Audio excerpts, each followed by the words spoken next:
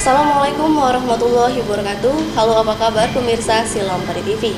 Senang sekali saya Reza Meldalianti dapat kembali hadir menjumpai Anda. Tentunya dalam program acara Up to Date berikan info terkini. Pemirsa, kali ini Melda bersama seorang narasumber, yakni Bapak Aferiansa, selaku Sekretaris dan Pengurus Lembaga Adat Kota Lubuk Linggau. Langsung saja kita sapa yuk. Halo Bapak, Assalamualaikum. Waalaikumsalam warahmatullahi wabarakatuh. Apa nih Pak kesibukannya saat ini Pak? Alhamdulillah, kalau sekarang sibuk, banyak kesibukan. Banyak ya Pak ya? Tentunya setiap hari kita dengan kesibukan kita masing-masing ya Pak ya? Iya, benar sekali. Oke Bapak, terima kasih Bapak telah hadir di sini. Sama-sama. Tentunya pemirsa, kali ini kita akan membahas ya, ini berfungsikah lembaga adat di Kota Lubuk Linggau. Iya. Menarik ya Pak untuk dibahas. Iya. Oke Bapak, kita langsung saja Pak. Sebenarnya Pak, untuk di Kota Lubuk Linggau sendiri seperti apa sih Pak sejarah lembaga adat di Kota Lubuk Linggau? Baik, terima kasih kepada seluruh pemirsa Silampari TV. Kami dari Lembaga Penasihat Adat diberikan kesempatan untuk menjelaskan keberadaan Lembaga Penasihat Adat di Kota Lubuk Linggau. Kita flashback ke belakang, lihat sejarah bahwa Lubuk Linggau pada tahun-tahun 70-an dia masih dalam bentuk marga. Lubuk Linggau dikenal dengan marga Sindang Kelingi Ilir. Pada tahun 1983 berdasarkan keputusan gubernur, marga itu dihilangkan. Lubuk Linggau menjadilah kecamatan dengan 13 dusunnya, dengan ibu kotanya Musirawas. Tahun 2001 proses jadinya Kota Lubuk Linggau ini kan tidak langsung menjadi kota. Jadi dia menjadi kota administratif. Baru dia pada tahun 2001 menjadi Kota Lubuk Linggau. Tentu menjadi Kota Lubuk Linggau ini harus ada ikon. Kalau baru pertama Kota Lubuk Linggau ini dikenal dengan ikon Sebidu Semare. Berselang waktu berganti terus kepemimpinan.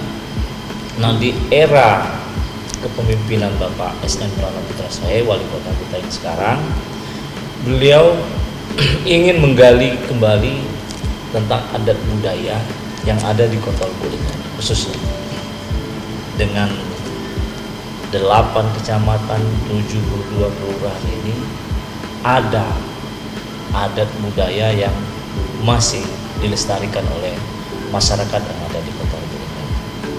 Maka dasar hukumnya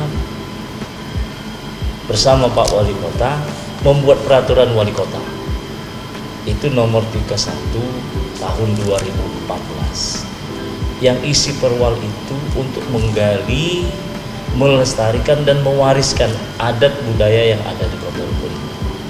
Dengan struktur organisasi 9 orang pengurus ada di tingkat kota, 5 orang pengurus ada di tingkat kelurahan. Mekanismenya 9 orang ini ada tokoh-tokoh masyarakat, tokoh agama, budayawan, itu dikumpul oleh pemerintah kota dan dibentuklah. Begitu juga di kelurahan, ada tokoh masyarakat, tokoh agama, dan dibentuk secara bersama oleh para tokoh agama dan tokoh untuk dijadikan salah satu ketua pemangku adat di tingkat kelurahan, ketua penasihat adat di tingkat kota. Itulah dasar hukumnya, dan sekarang terus berkembang dengan berbagai macam adat budaya yang sudah tergalikan. Jadi kita itu menggali barang yang terendam untuk kita angkat kembali menjadi ikon Kota Lubuk Linggau. Itu dasar hukum. Itu dasar hukumnya ya Pak ya. Terus Pak, tadi Bapak sempat cerita untuk adat dan budaya di Kota Lubuk Linggau yang masih dilestarikan hingga saat ini apa sih Pak? Ya, adat pertama yang masih dilestarikan itu tentang adat beresan. Beresan ini masih dipakai oleh masyarakat Kota Lubuk Linggau. Itu terutama mengenai gan. Salah satu gan ini adalah ciri dari seorang pemuda yang memang benar-benar menginginkan seorang pemudi itu menjadi pasangan hidup. Jadi sebelum dia melamar, keluarga melamar itu harus diberikan gan. Gan itu tanda. Nah ini lestari dari dulu sampai sekarang. Tentu dengan gan, nah waktu melamar pun tidak serta-merta harus kita selesai dengan ngomong-ngomong, tidak. Tapi ada yang dibawa. Salah satunya siri besile, ya, siri behile. Itu cara pembuka kata untuk meminang anak orang. Nah, inilah yang masih dilestarikan, termasuk salah satunya mandi kasar. Tapi seiring waktu, perlahan-lahan agak terkikis. Nah, maka peran dari lembaga penasihat adat ini untuk kembali menguatkan, kembali mewarisi untuk generasi-generasi yang akan datang. Karena di dalam gan, di dalam siri bahile, di dalam mandi kasai itu penuh dengan makna, penuh dengan filosofi tentang kehidupan. Nah, ini yang mau kita lestarikan supaya tidak meninggalkan adat dan budaya. Ada istilah di Kota Lubuk Linggau ini, dalam bahasa daerahnya, tepik poco dek ini tahado. Apa tuh Pak artinya? Jadi adat budaya ini kalau kita terlalu nomor satukan, kita khawatir bertentangan dengan syariat agama. Jadi adat budaya kita selaraskan supaya kita tidak bertentangan dengan agama. Itu satu. Yang kedua, tepik bewa dek ini terupak dengan telapak. Kalau terlalu kita kesampingkan, kita seolah-olah tidak menghargai sebelum adanya undang-undang, peraturan, semua orang-orang dulu itu memakai adat dan budaya. Seakan-akan kita meninggalkan sejarah itu. Jadi kita kekhawatiran kita itu kualat ya. Kalau kata ini, jangan sampai kita meninggalkan itu seolah-olah tidak peduli lagi dengan orang-orang dulu yang melestarikan adat budaya. Sedangkan cikal bakal daripada aturan itu orang mengambil dari adat dan budaya itu. Yang ketiga, tepik beding dek ini dimakan panggil.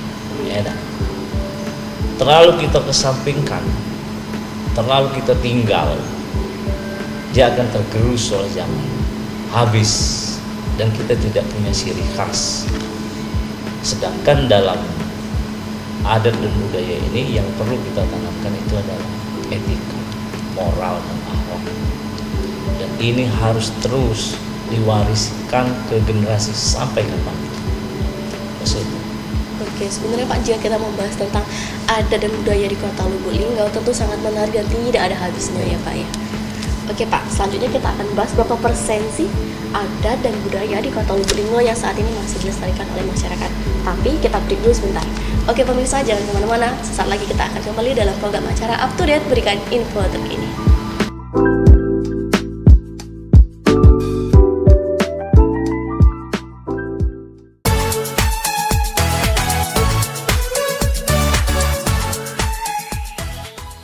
Terima kasih pemirsa, Anda masih bersama kami dan bersama Bapak Alferi ya Pak ya. Oke Pak, sebenarnya pemirsa saya tuh dari tadi salpok banget sama lencana dari Pak Ferry. Bisa diceritain Pak, ini kira-kira lencana apa sih Pak? Ya, benar, terima kasih ya. Kita ini memang perlu sebuah identitas. Jadi lembaga penasihat adat itu kalau Musirawas dulu identiknya dengan bukit dan kiri kanannya ada padi dan kapas. Nah untuk Lubuk Linggau itu ada bukit, ada lambang perahu, apa tuh dayu perahu ya, untuk nakoda, untuk sebiduk semarin. Nah lembaga adat mengkaji bahwa kota Lubuk Linggau ini identik dengan Bukit Sulam. Jadi maka di sini ada lama Bukit Sulam. Nah, kita ini dialiri beberapa sungai. Ada sungai Kelingi, ada sungai Beliti, ada sungai Langitan. Maka dia ada garis biru itu. Biru. Dan ada api bawahnya.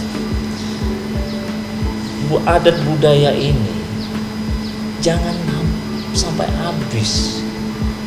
Dia akan tetap menyala sampai kapanpun. Dan ini dibutuhkan oleh masyarakat.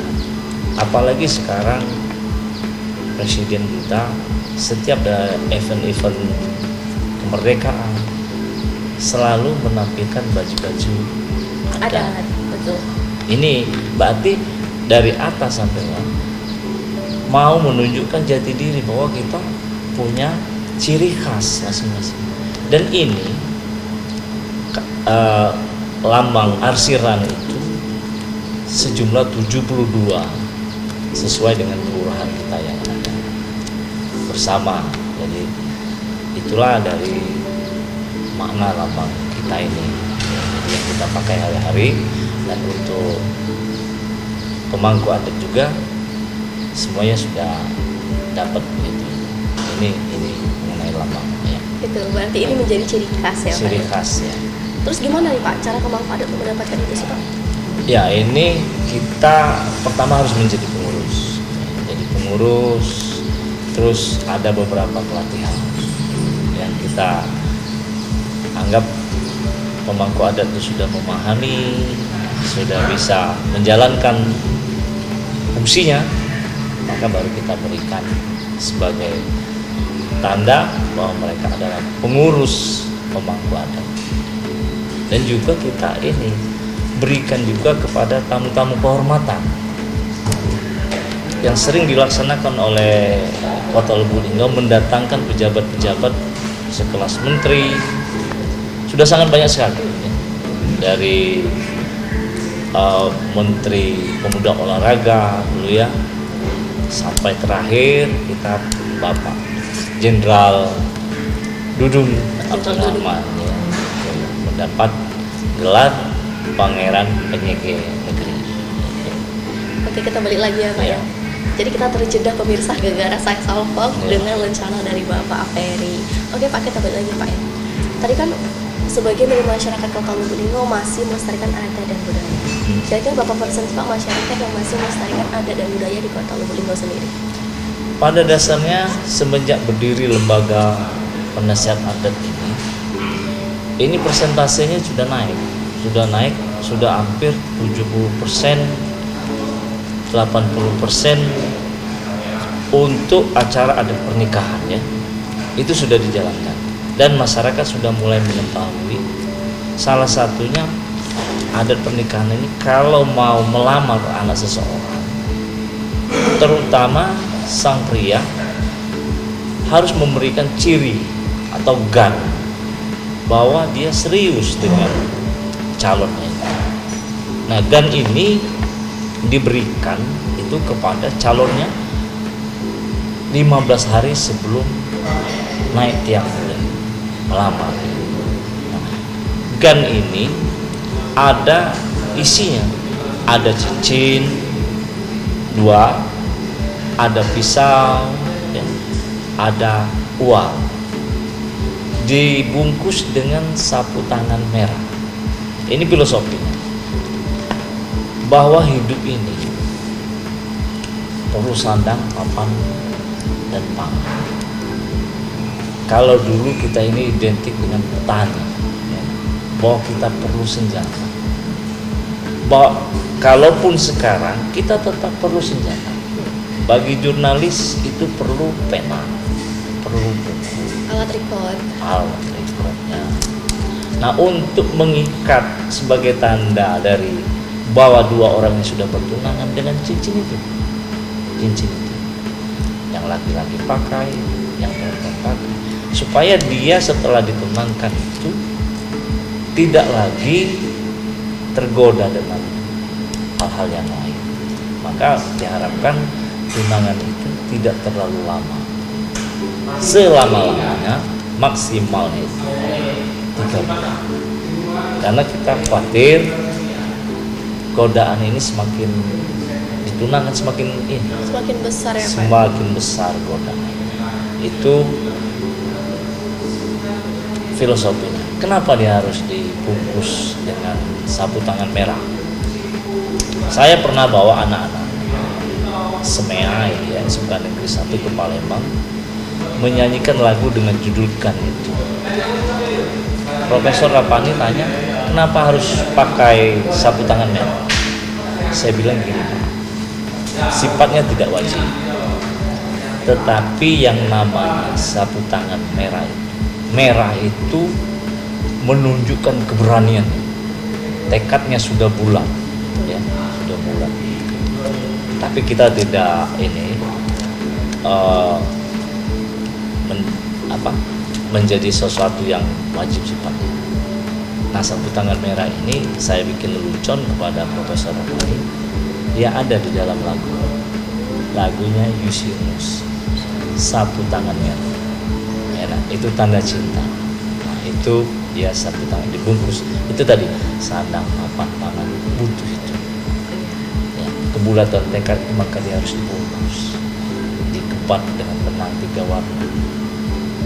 Jadi ketika sudah datang keluarga melamar, pihak perempuan menanyakan apakah kedatangan dari pihak laki-laki ini sudah membawa tanda. Nah, jadi pihak laki-laki ngomong bahwa kedatangan kami di sini menepati janji dari 2 remaja ini, bahwa dia mengatakan sudah memberikan gang ke pasangannya, calon pasangannya, untuk menikah yang serius. Jadi gan itu nanti ditampilkan lagi, dilihatkan lagi bahwa itulah bentuk dari gan. Nah, itu salah satu. Yang keduanya mandi kasai. Itu banyak sekali filosofi mandi kasai itu. Nah, sekarang ini yang ingin kita lestarikan tentang mandi kasai itu. Hanya saja memang ribet ya, tapi perlu diketahui kenapa setiap melamar itu harus banyak pantun, harus banyak peribahasa. Karena terus terang bahwa untuk meminang anak seseorang itu tidak gampang, karena yang si perempuan itu dirawat dari kecil sampai besar oleh orang tuanya. Tentu ada langkah-langkah yang harus dijalankan oleh calonnya untuk meminang, supaya benar-benar pernikahan ini bisa menjadi keluarga yang sakinah mawaddah warahmah. Itu. Kita kalau berbicara tentang adat dan budaya, tentu semuanya mengalir dengan filosofi kehidupan sehari-hari ya Pak ya. Oke Pak, kita akan lanjut lagi ke segmen ketiga, yakni tentang apa sih yang menjadi ciri khas adat dan budaya Kota Lubuk Linggau, serta pelanggaran dan sanksi apa sih yang akan diterima bagi pelanggar dari adat dan budaya tersebut. Kita beri sebentar ya Pak ya. Pemirsa jangan kemana-mana, kami akan segera kembali, tetap di Up to Date, berikan info terkini.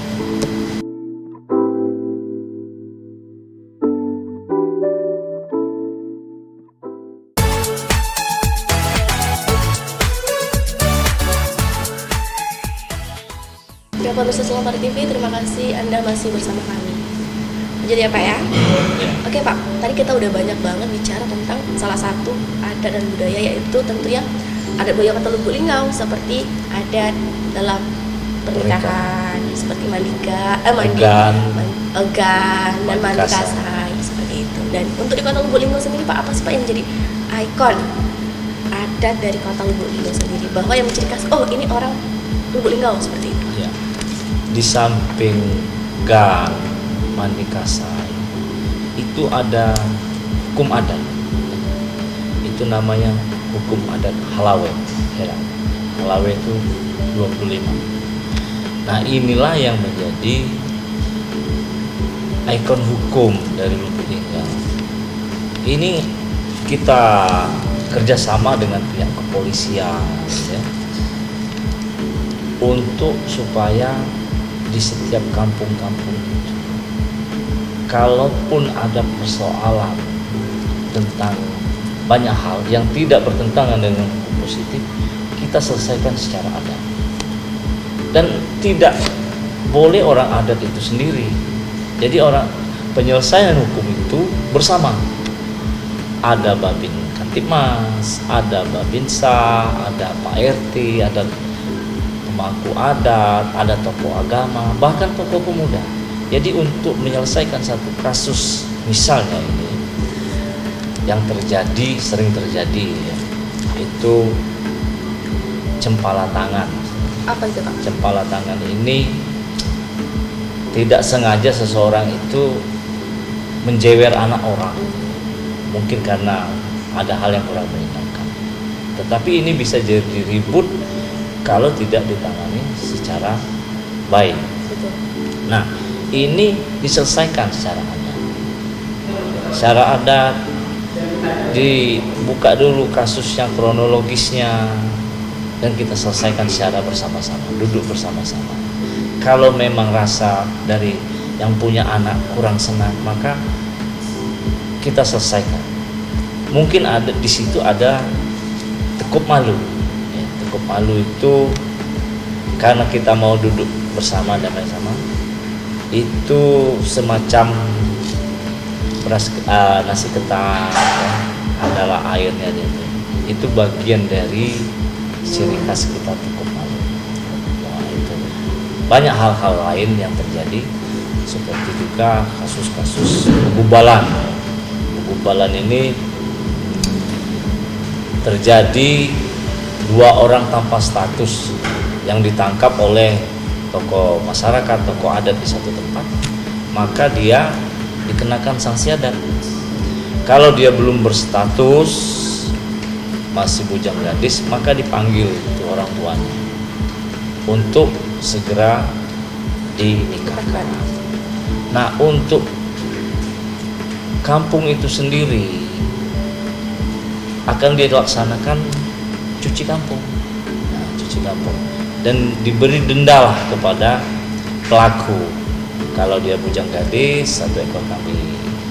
Kalau dia berstatus, ini yang enggak susah ya, istri orang, suami orang.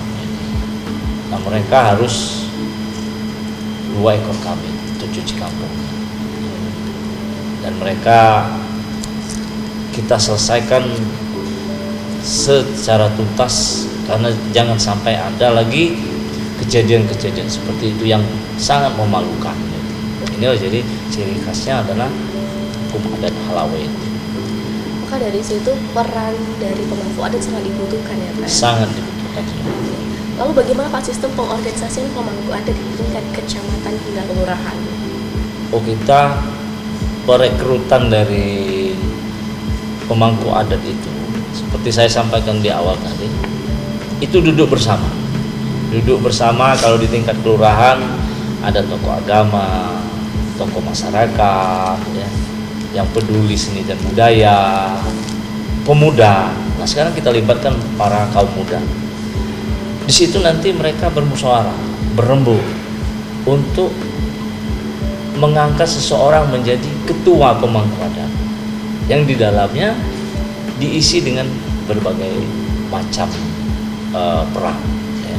Kenapa kita harus pemuda? Karena akan ada generasi-generasi berikutnya. Jadi supaya pemuda ini kenal, tahu, dan bisa mewariskan kepada yang lain. Jadi sistem rekrutnya begitu, pengorganisasiannya. Di tingkat kota juga begitu. Tingkat kota orang-orang yang peduli dengan budaya, ada alim ulama, ada tokoh masyarakat. Dan untuk di tingkat kecamatan dan kelurahan sendiri ada berapa pemangku adat, Pak? Kalau di tingkat kecamatan kita tidak ada. Kita hanya ada di tingkat kelurahan. Di tingkat kelurahan itu namanya pemangku adat. Dan mereka berjumlah 5 orang. Di tingkat kota penasehat adat berjumlah 9 orang. Lalu bagaimana mengantisipasi para pemangku adat nih Pak agar tidak terlibat praktik politik praktisi Pak? Ya, sekarang ini memang tidak menutup kemungkinan bahwa pemangku adat ini sudah ada yang mengikuti organisasi kepartaian. Tetapi kita berharap bahwa segala sesuatu itu harus dimusyawarahkan. Jangan salah satu ketua ataupun anggota mengorganisir, mengarahkan politik praktis. Karena kita ini pemangku adat. Kalau orang adat itu dia segala sesuatu itu dimusyawarahkan, dirembukkan untuk tidak terjadi hal-hal yang tidak diinginkan di antara pengurus itu sendiri. Nah, ini memang kita tekankan kepada seluruh pengurus untuk berhati-hati dalam mensikapi terutama politik praktis. Itu. Oke Pak, nggak terasa nih Pak, waktu kita udah mau habis nih Pak. Tapi seperti biasa di segmen terakhir kita ada harapan nih Pak, harapan Bapak untuk masyarakat Kota Lubuk Linggau terkait dengan adat dan budaya atau apapun itu, bisa untuk generasi muda atau seperti apa untuk menjaga dan melestarikan adat dan budaya Kota Lubuk Linggau. Silakan Pak.